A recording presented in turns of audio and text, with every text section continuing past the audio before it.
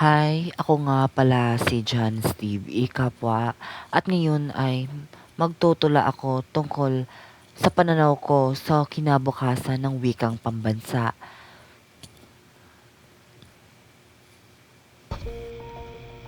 Sa paglipas ng bawat makabagong panahon, wikang Pilipino ay patuloy na bumabangon.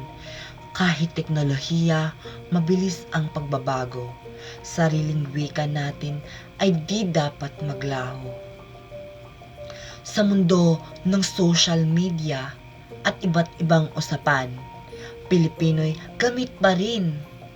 Gamit pa rin sa ating damdamin, kaalaman, dahil ito ang tulay ng ating pagkakaisa bilang sambayanang Pilipino.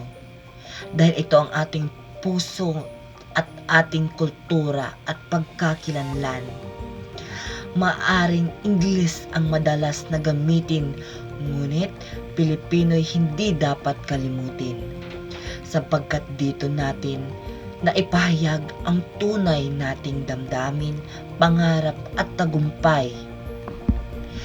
Naniniwala ako sa darating na bukas na ang wikang pambansa natin ay lalo pa ding lalawak kapag ang kabataan ay patuloy na gumagamit nito. Ang Pilipino mananatiling tanyag at higit. Kaya't ating mahalin, pagyamanin ang ating sariling wikang dapat nating angkinin.